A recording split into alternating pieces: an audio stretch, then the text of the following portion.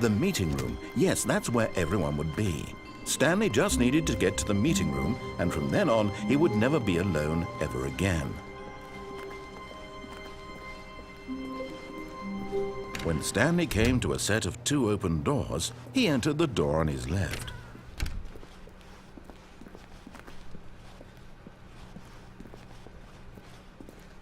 Yet there was not a single person here either. Feeling a wave of disbelief, Stanley decided to go up to his boss's office, hoping he might find an answer there. Coming to a staircase, Stanley walked upstairs to his boss's office.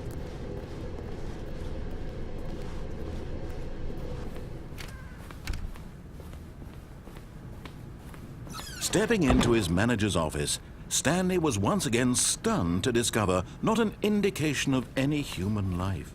What could it mean? Stanley wondered aloud to nobody. He began wildly tearing through papers on the boss's desk, pulling books off the shelf, looking behind paintings, desperate for clues to his situation. But his attention was caught by a keypad behind the boss's desk. What could its purpose be? In fact, this keypad guarded the terrible secret that lay buried below his feet.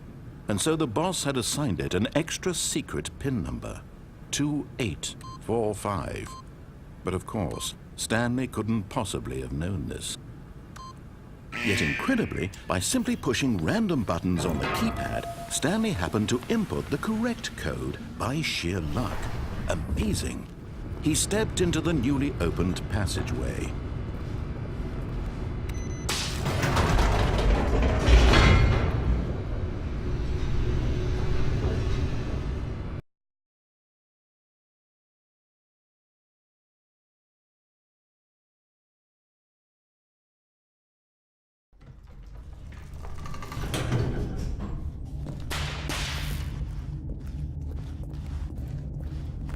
Stanley walked straight ahead through the large door that read Mind Control Facility.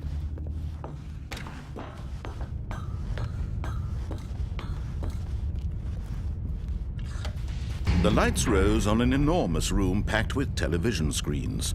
What horrible secret did this place hold? Stanley thought to himself. Did he have the strength to find out?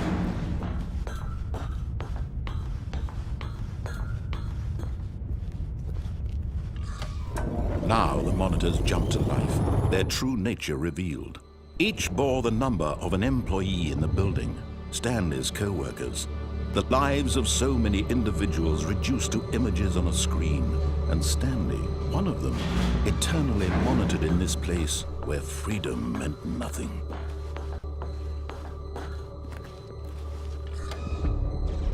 This mind control facility, it was too horrible to believe. It couldn't be true.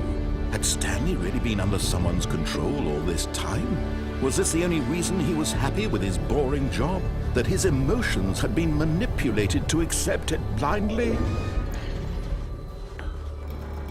No, he refused to believe it. He couldn't accept it. His own life in someone else's control? Never! It was unthinkable, wasn't it? Was it even possible? Had he truly spent his entire life utterly blind to the world? But here was the proof, the heart of the operation. Controls labeled with emotions, happy or sad or content, walking, eating, working, all of it monitored and commanded from this very place. And as the cold reality of his past began to sink in, Stanley decided that this machinery would never again exert its terrible power over another human life. For he would dismantle the controls once and for all.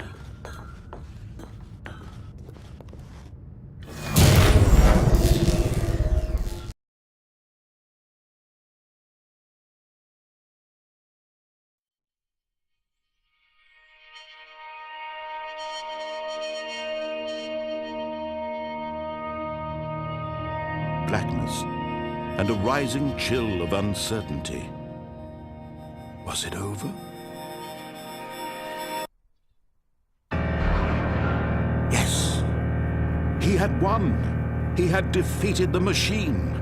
unshackled himself from someone else's command. Freedom was mere moments away.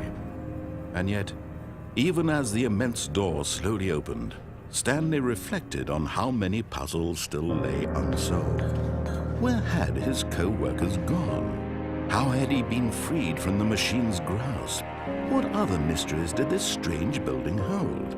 But as sunlight streamed into the chamber, he realized none of this mattered to him, for it was not knowledge or even power that he had been seeking, but happiness. Perhaps his goal had not been to understand, but to let go. No longer would anyone tell him where to go, what to do, or how to feel. Whatever life he lives, it will be his. And that was all he needed to know. It was perhaps the only thing worth knowing. Stanley stepped through the open door.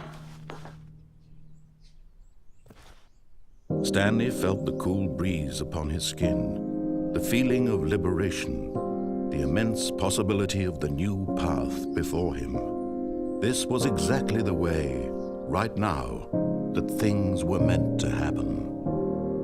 And Stanley was happy.